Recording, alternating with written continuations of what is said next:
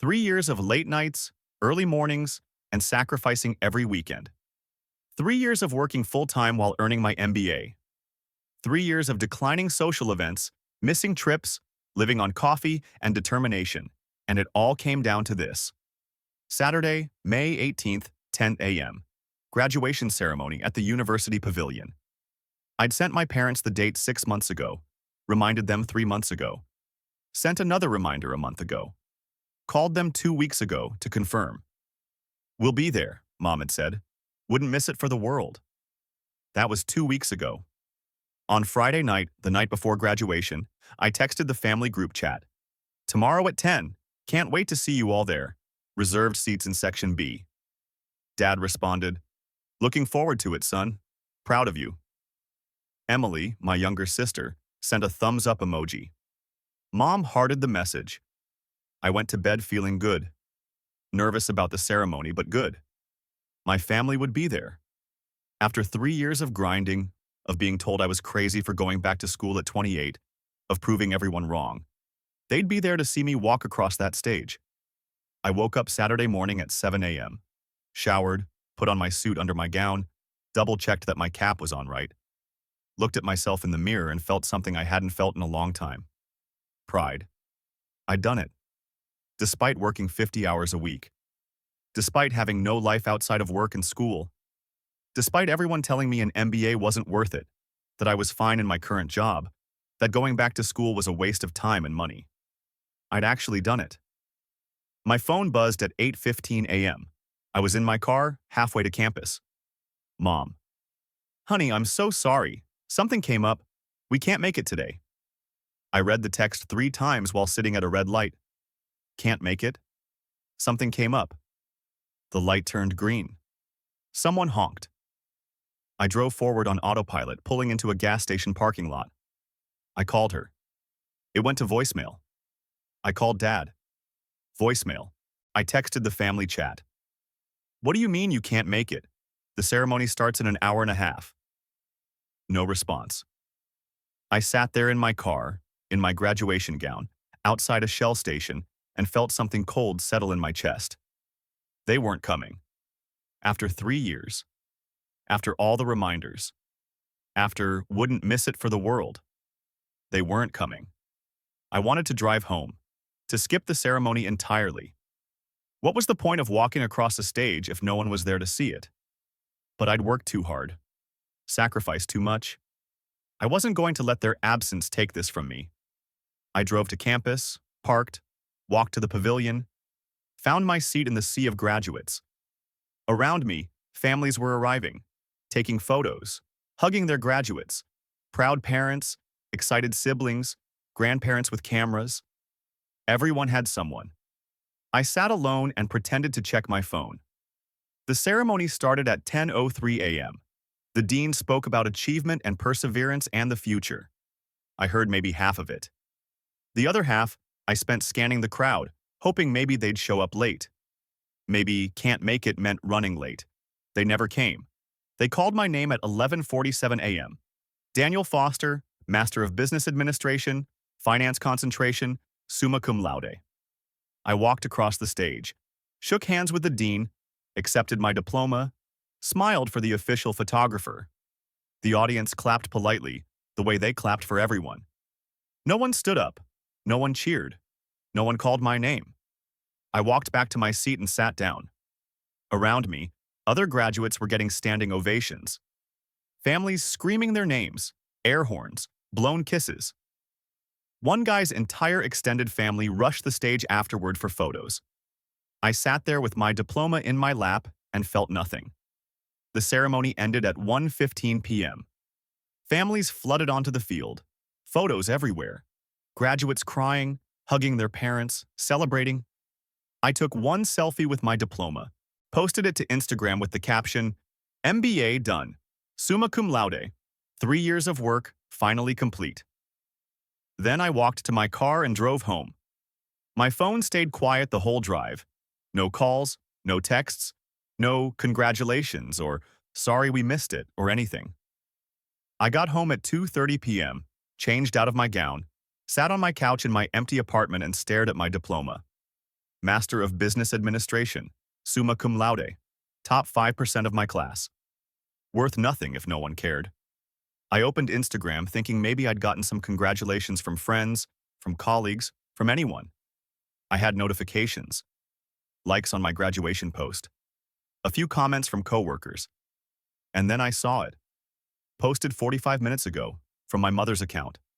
A photo of my entire family at a restaurant. Mom, Dad, Emily, Emily's boyfriend Jake, all dressed up, all smiling. Balloons in the background. A cake on the table with "Congratulations, Emily," written in frosting. The caption read, "Family dinner celebrating our Emily's big promotion. So proud of our girl for making shift supervisor at Walmart. Hard work pays off." I stared at the photo. They weren't at my graduation because they were at Olive Garden, celebrating Emily's promotion to shift supervisor at Walmart. I scrolled through the comments. Aunts and uncles congratulating Emily. Friends of the family saying how proud they must be. Emily responding with heart emojis and "Thanks so much." The post had 73 likes. My graduation post had 12. I looked at the timestamp. Posted at 1:32 p.m., right around when my ceremony was ending. They hadn't just skipped my graduation, they'd planned this. The restaurant reservation, the cake, the balloons. This wasn't something that came up. This was scheduled, organized, chosen. They chose Emily's Walmart promotion over my MBA graduation. I set my phone down carefully, stood up, walked to my kitchen, opened the cabinet under the sink where I kept my files, found the folder labeled Parents' Rent. I'd been paying my parents' rent for 4 years. It started when I was 25. Dad had lost his job. They were going to lose their apartment. I was making decent money at my job, had some savings. They needed help. Just for a few months, Mom had said, until Dad finds something new. Dad found a new job 3 months later, but the rent payments never stopped. At first, they said they needed time to get back on their feet. Then it was Emily's car that needed repairs. Then it was medical bills. Then it was just expected. $1,500 a month. Automatic transfer, first of every month. 54 months. I did the math on my phone calculator. $81,000. I'd given my parents $81,000 over 4 years, and they couldn't come to my graduation because they were celebrating Emily's shift supervisor promotion at Walmart. I pulled up my banking app, found the automatic payment, the one that would process in 3 days, on June 1st. I canceled it. Then I opened my text messages. I looked at Mom's text from that morning. Something came up. We can't make it today. I looked at her Instagram post. The whole family, smiling, celebrating Emily. I started typing. Congratulations on Emily's promotion. Shift supervisor at Walmart is definitely worth missing your son's MBA graduation for. I'm sure that extra 2 hour will really help the family. Speaking of helping the family, I've canceled the automatic rent payment. After 4 years and $81,000, I think it's time Emily contributes with her big promotion. I'm sure between her new supervisor wages and all that pride you have in her, you'll figure it out. Enjoy the cake. I read it 3 times. Edited it once to add the dollar amount because I wanted them to see it. Wanted them to understand exactly what they'd taken for granted. Then I hit send. I sent it to the family group chat. Mom, Dad, Emily, all of them. Then I did something I'd never done before.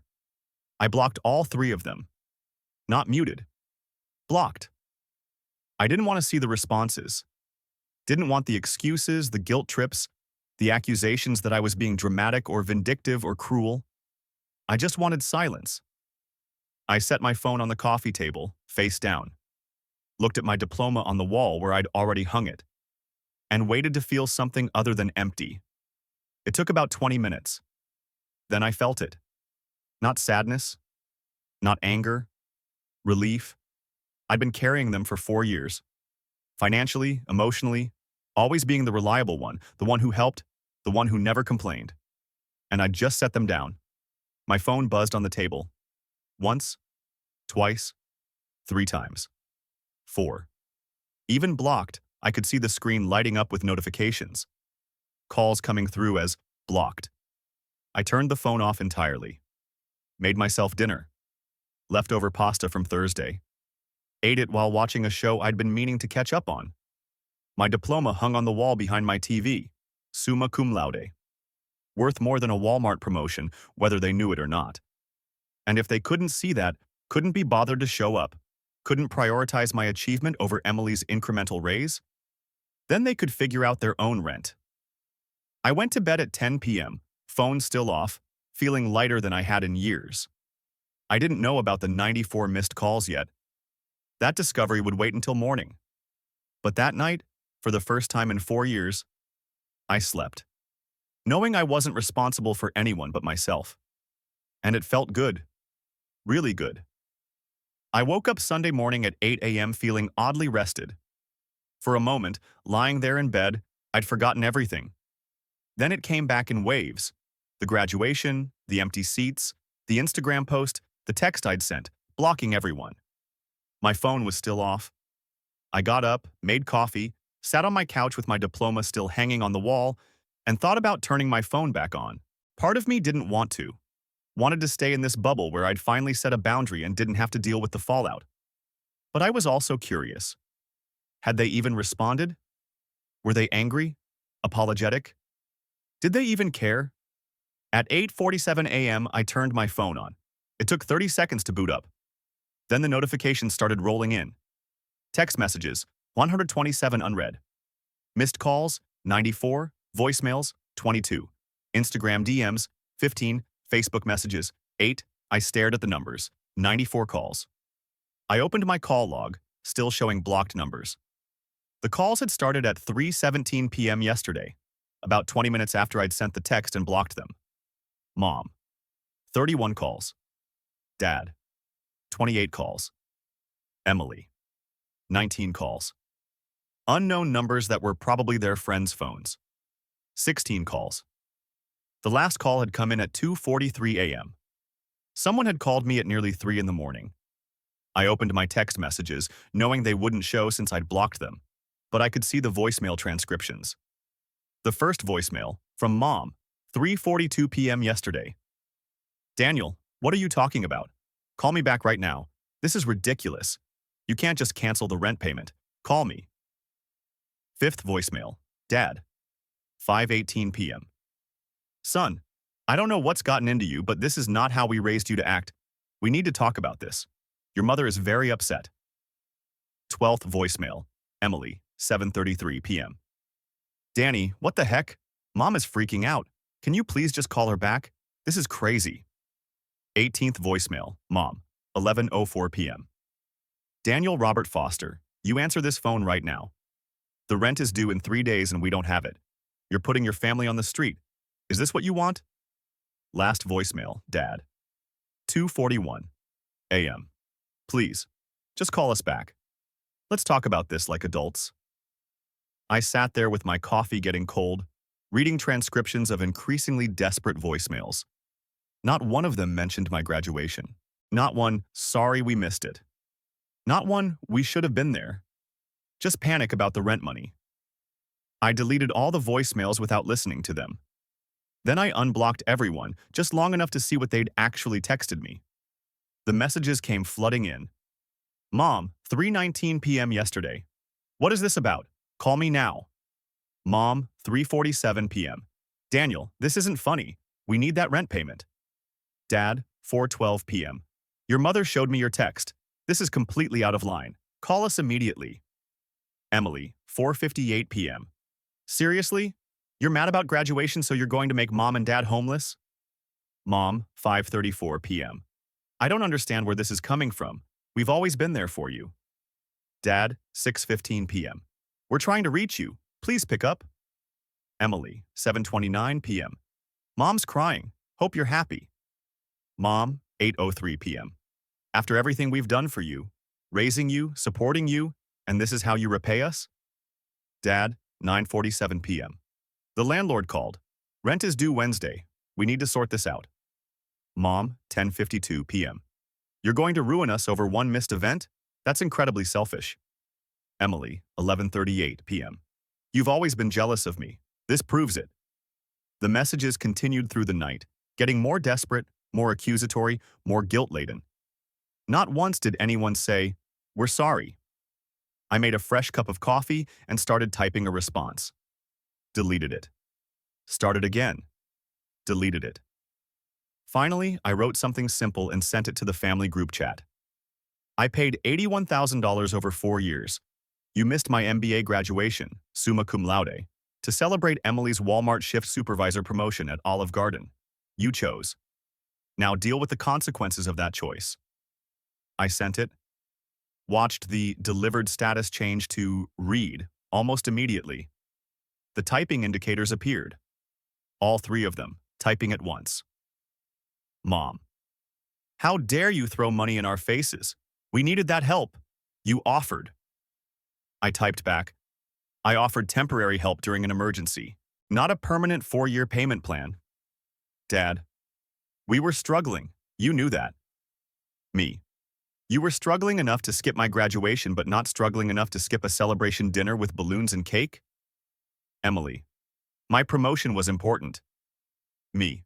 So was my graduation. Apparently less important than your 2-hour raise. Mom. This isn't about the graduation. You're being vindictive because you've always resented Emily's success. I stopped typing. Read that message 3 times. Always resented Emily's success. I opened my photos, scrolled back through the years. Emily's high school graduation, entire family there, huge party afterward. Cost, probably $3,000. My high school graduation, family there, dinner at Applebee's. Cost, maybe $150. Emily's community college associate degree, family brunch, gifts, Facebook posts. My bachelor's degree, card with $50, proud of you, text. Emily's first job at Walmart. Celebration dinner, mom posted about it on Facebook for a week. My first salaried position at a financial firm. That's nice, dear. Emily's car breaking down. I was asked to loan her $2,000, never paid back. My car breaking down. Can't you just Uber? 4 years of paying their rent. Expected. Never questioned. 1 month of not paying their rent. Family emergency. How could I do this? I'm destroying them. I looked at the pattern laid out in my camera roll, in my memory, in every interaction we'd ever had. And I understood something I'd been avoiding for years. I wasn't the son. I was the bank account. Emily wasn't the golden child. She was the child. The only one they actually saw as family. I was the responsible one. The reliable one. The one who made good money and didn't need attention or praise or celebration. The one who could be counted on to send money and not complain and definitely not have feelings about being second best his entire life. My phone buzzed. Mom calling. I answered. Put it on speaker. Finally! Her voice was sharp. We've been trying to reach you for 24 hours. I know. I had my phone off. Do you have any idea what you've done? The stress you've caused? Do you have any idea what you did? I replied calmly. Missing my graduation? We couldn't make it. I told you something came up. Something came up? Mom, I saw the Instagram post. You were at Olive Garden with balloons and a cake, celebrating Emily's promotion. Silence. That was planned weeks ago, she said, finally, defensively. So was my graduation. I told you 6 months ago. I reminded you multiple times. You confirmed 2 weeks before. Emily's promotion was important. She became a shift supervisor at Walmart. I got my MBA, summa cum laude, after 3 years of working full-time while going to school, and you chose Olive Garden. You're being dramatic. I'm being clear. You made a choice. I'm making one too. By cutting us off financially? By trying to get us evicted? By stopping a payment that was supposed to be temporary 4 years ago. You're not being evicted. You just have to figure out your own rent for once. We can't afford it without your help. Then Emily can contribute with her promotion, or you can downsize, or Dad can pick up extra hours. Those are your options. I'm not one of them anymore. After everything we've done for you, like what? I interrupted. Name one thing you've done for me in the last 4 years that didn't involve me giving you money. Silence. I'll wait, I said. We raised you, fed you, put a roof over your head. That's called being a parent. That's the baseline. I'm asking what you've done since I became an adult. Since I started paying your rent. More silence. Have you been to my apartment? I asked. The one I've lived in for 3 years? No answer. Have you asked about my job, my life? Anything that wasn't followed by asking for money or comparing me to Emily? That's not fair, Mom said, but her voice wavered. What's not fair is missing your son's graduation for a shift supervisor promotion. What's not fair is taking $81,000 and acting entitled to more. What's not fair is calling me vindictive for finally saying no. I heard Dad's voice in the background. Let me talk to him. The phone shuffled. Son? Dad's voice was tired. I understand you're upset. Do you? But you can't just abandon your family because of one missed event. One missed event. That's what you're calling it. It was a graduation. You still got your degree. It was the culmination of 3 years of work. It was important to me. And you knew that. And you chose not to come. We had Emily's celebration. Which was more important. I get it. That's the point. Emily is always more important. Her achievements, her needs, her life. I'm just the ATM who occasionally requires acknowledgement. That's not true. Then why did you miss it, Dad? Tell me the real reason. Not something came up. The real reason. Long pause. Emily really wanted us all there for her dinner, he said quietly. There it was. So you chose. We thought you'd understand. You're successful. You don't need the validation like Emily does. I'm successful because I worked for it, because I didn't have parents paying my way or celebrating every small achievement. But apparently that means I don't deserve celebration at all? We're proud of you, he said, but it sounded hollow. You're proud of my bank account. There's a difference. I hung up, blocked them again. Sat there in my apartment with my coffee and my diploma and my phone that would probably start buzzing again any second.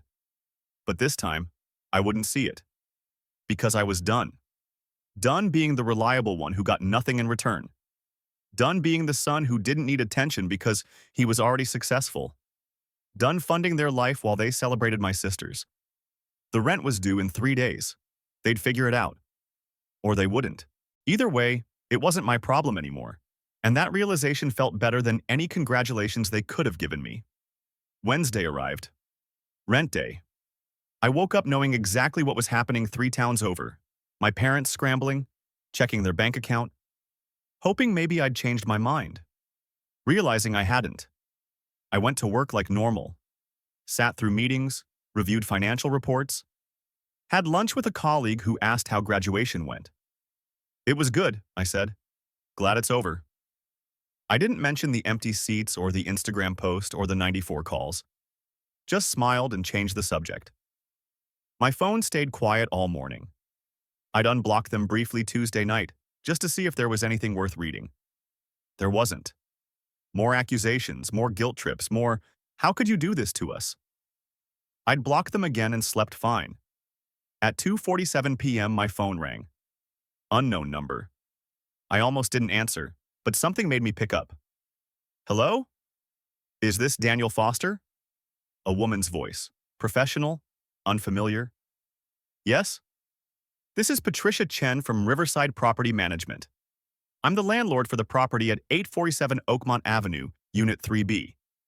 Your parents, Robert and Linda Foster, listed you as an emergency contact and financial reference. I closed my office door. Okay, I said carefully. I'm calling because rent was due today and hasn't been received. I've tried reaching your parents multiple times but haven't gotten a response. Given that you're listed as having made payments on their behalf in the past, I wanted to reach out directly. I'm no longer making those payments, I said. Pause. As of when? As of this month. The automatic transfer was canceled. I see. Papers rustling. And your parents are aware of this? Very aware. Do you know if they have the funds to cover this month's rent? It's $1,500 due today. I don't know their financial situation. You'd have to ask them. I've tried. They're not answering my calls. Of course they weren't. They were probably still calling me from other people's phones. I'm sorry I can't help, I said, but I'm no longer involved in their rental arrangement. Understood. I appreciate you clarifying. Pause. For my records, can I ask why you stopped making payments? Personal reasons. Family matter. Understood. Thank you for your time. She hung up. I sat there in my closed office staring at my computer screen. They hadn't paid. They were screening the landlord's calls. They probably didn't have the $1,500. Good. My phone buzzed. Text from a number I didn't recognize. Daniel, this is your Aunt Carol. Your mother called me in tears. What's going on?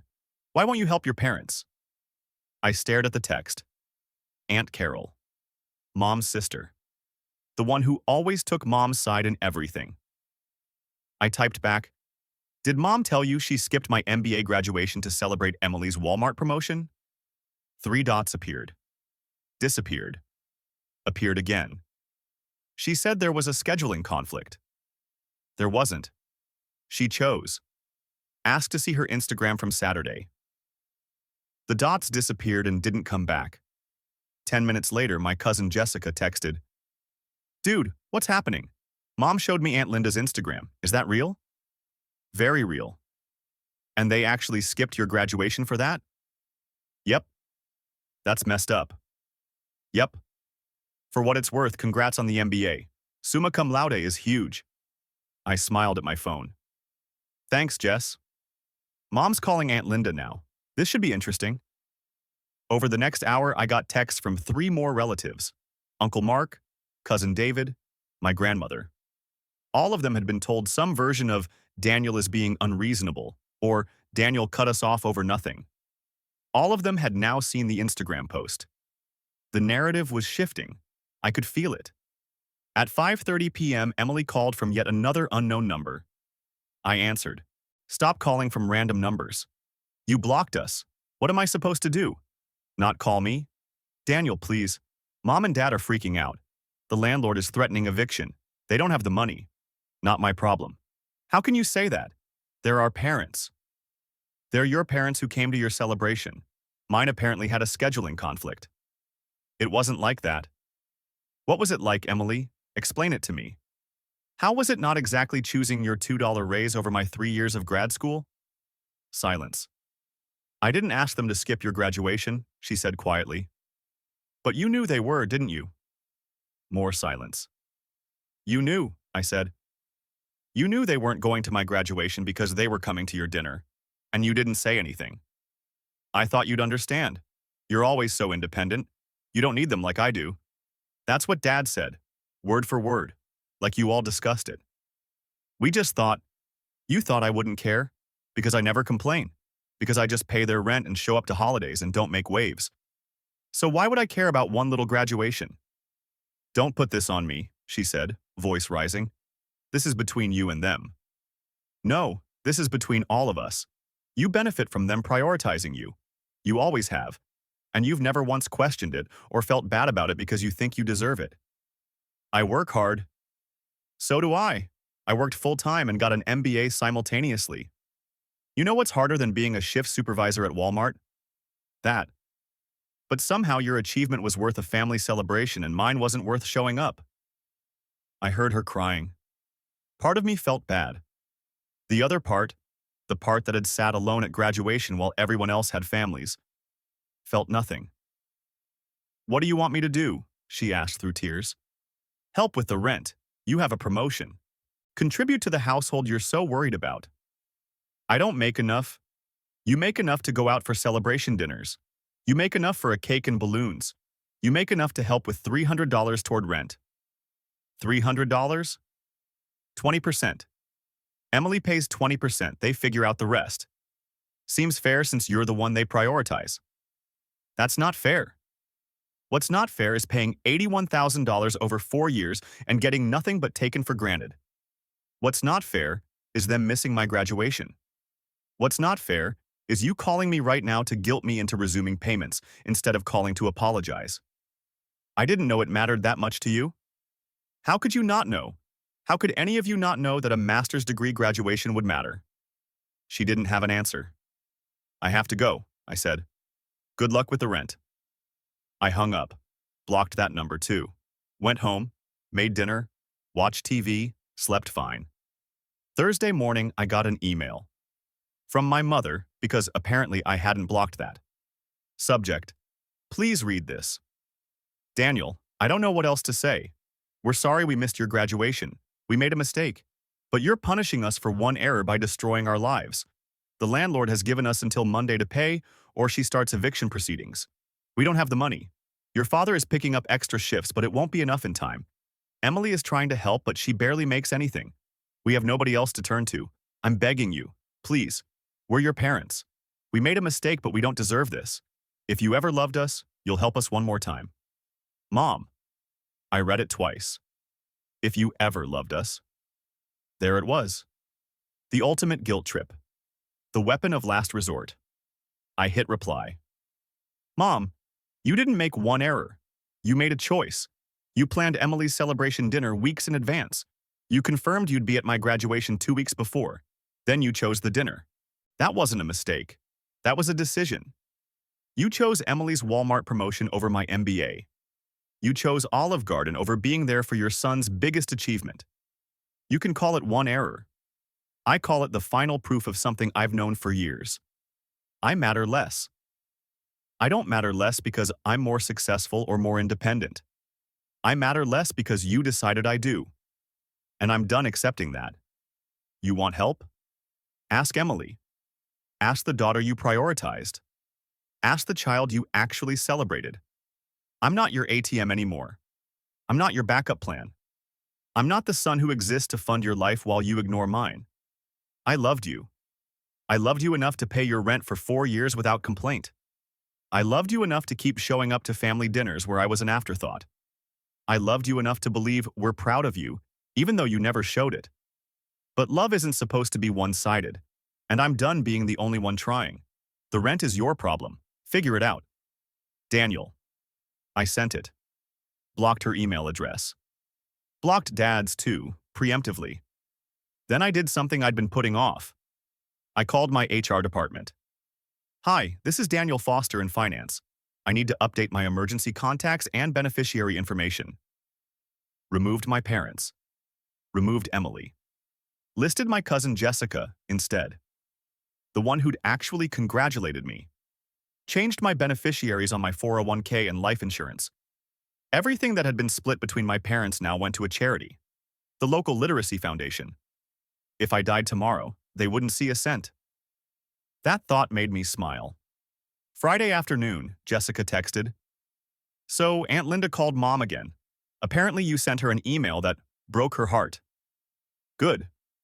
Mom told her she needed to apologize for real, not just because she needs money. Did she? Nope, doubled down. Said you're breaking up the family over one missed event. Also good. Grandma called too, wants to talk to you. I thought about that. Grandma was tough but fair. She'd always been kind to me. Maybe I'll call her next week. She said to tell you she's proud of you. MBA at your age while working full-time is impressive.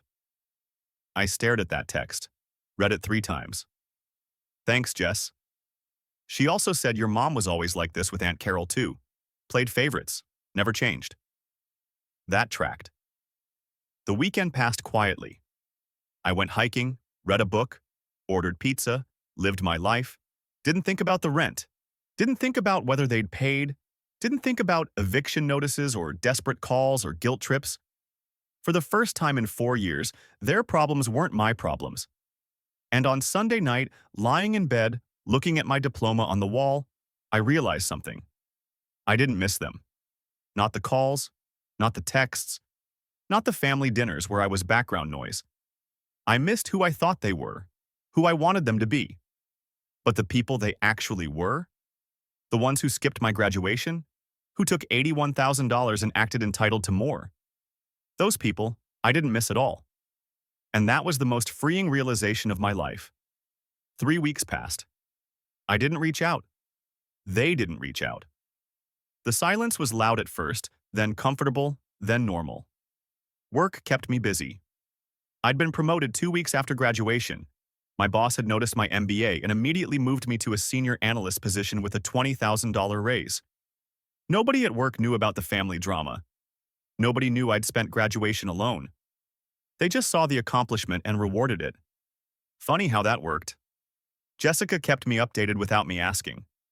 She'd text every few days with small observations.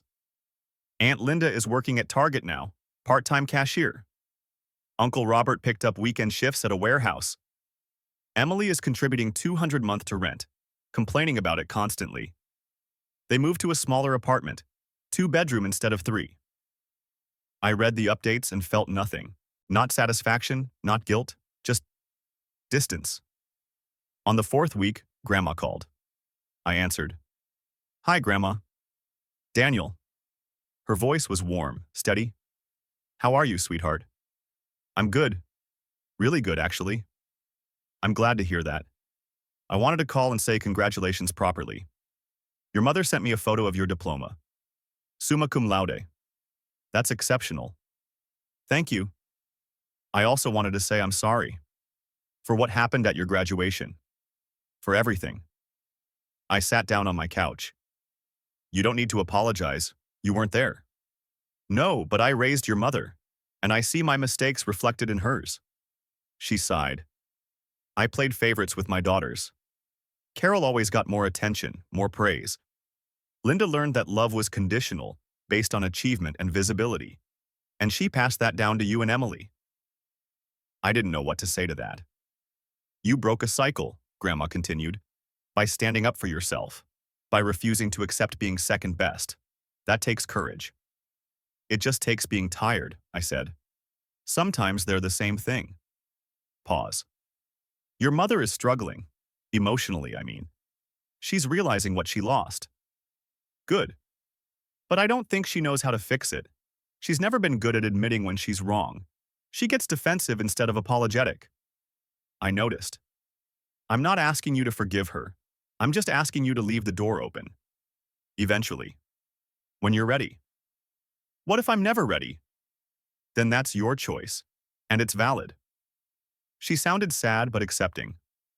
"You don't owe anyone access to your life, Daniel. Not even family. Especially not family who took you for granted." We talked for another 20 minutes. About my new job, her garden, neutral topics that felt like relief. Before we hung up, she said, "I'm proud of you. I hope you know that." "I do now," I replied. "Thank you, Grandma." 6 weeks after graduation, I got a letter in the mail. Physical letter. Handwritten.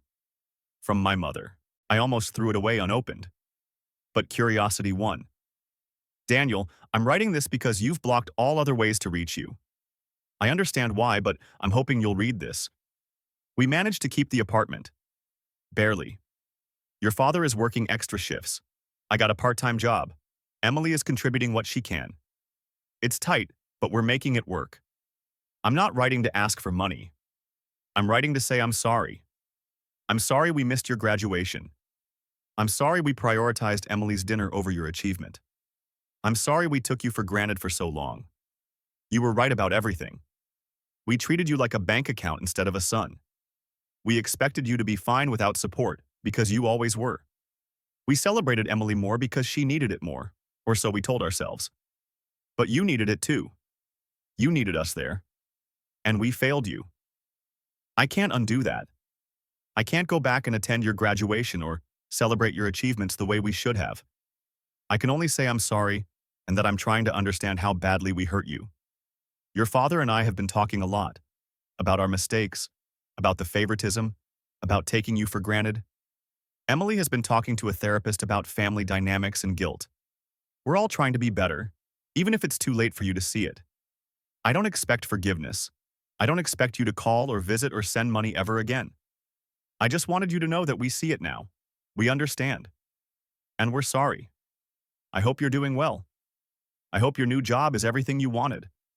I hope you're happy. Love, Mom." I read it 3 times. It was better than the previous attempts. More honest, less manipulative. But it was also 6 weeks late. 6 weeks after I'd needed to hear it. 6 weeks after graduation. 6 weeks after I'd already moved on. I put the letter in a drawer and didn't respond. 2 months after graduation, I went to dinner with Jessica and her boyfriend. So, she said over appetizers, Aunt Linda asked if you were coming to Thanksgiving. I nearly choked on my water. Are you serious? Dead serious. She asked my mom to ask you, like some weird game of telephone. What did you tell her? I told her to ask you herself if she wants to know. Good answer. Are you going? I thought about it. Thanksgiving at my parents' apartment. Probably crowded now that they'd downsized. Emily there, awkward and guilty. Dad trying to smooth everything over. Mom oscillating between apologetic and defensive. No, I said. I'm not. Fair. What are you doing instead? Friendsgiving. Some people from work are hosting. Should be fun. That sounds way better than forced family time. That's what I thought. Jessica leaned forward. For what it's worth, I think you did the right thing. All of it. The rent, the boundaries, the distance. They needed the wake-up call. Did it work? I think so. Aunt Linda is different now. More humble. She talks about you differently, with regret instead of defensiveness. Good. Emily, too. She's been weirdly quiet at family stuff. I think it hit her that she was complicit in all of it. She was. Yeah. Jessica picked at her food. You know what's funny? She makes less money than she thought she would with the promotion. Turns out shift supervisor is mostly responsibility without much pay increase. She's stressed all the time. I didn't feel bad about that either. 4 months after graduation, I ran into my father. Pure chance. I was grocery shopping on a Saturday morning and turned the corner into the cereal aisle. There he was, looking older than I remembered, reading the back of a granola box. He saw me at the same time I saw him. We both froze.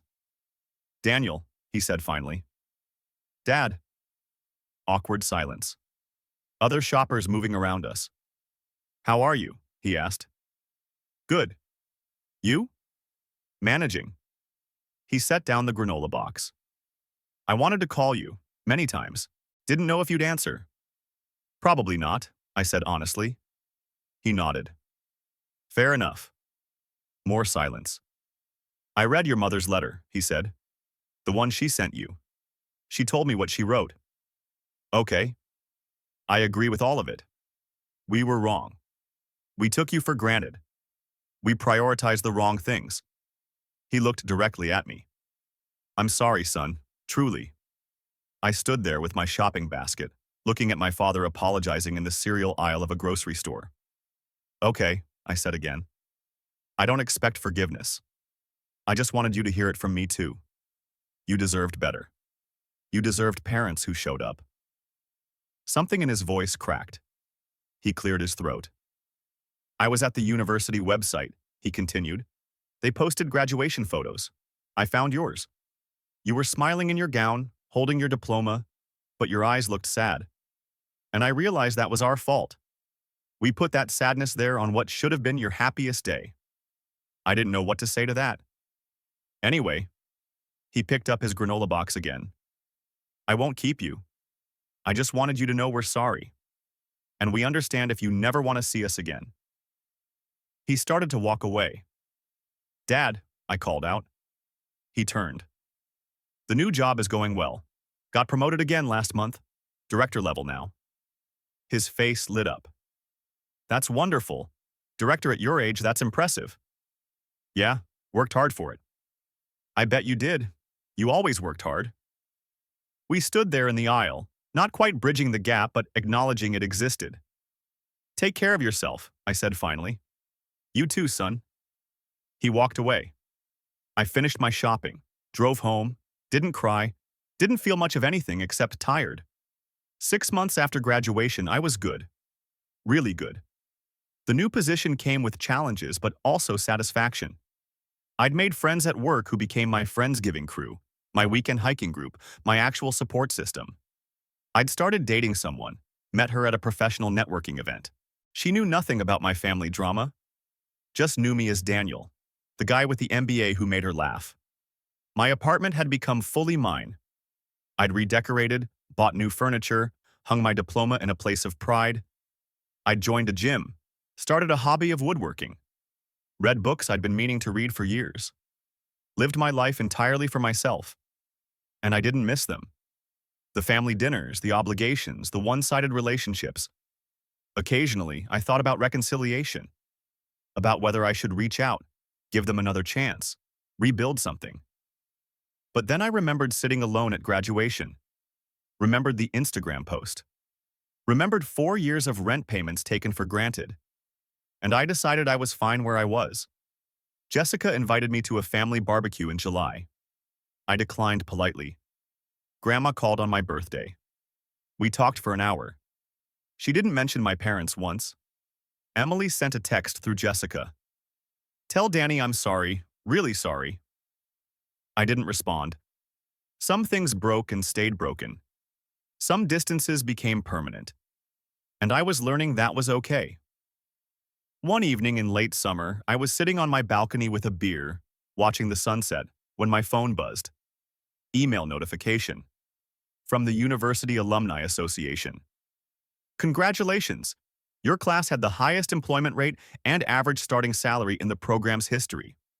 We're featuring your cohort in the next newsletter." I smiled. Somewhere out there, my mother might see that newsletter. Might read about successful graduates from my class. Might even see my name listed among the notable alumni achievements. Or she might not. Might not care. Might have moved on to celebrating Emily's next small victory. Either way, it didn't matter anymore. Because I'd learned the most important lesson of all. You can't make people value you. You can't force them to show up, to celebrate you, to see your worth. All you can do is value yourself. Show up for yourself. See your own worth. And if that means walking away from people who don't, even if they're family, then that's what you do. I'd paid $81,000 for that lesson, but sitting there on my balcony, in my apartment, with my career and my life and my freedom, it was worth every penny.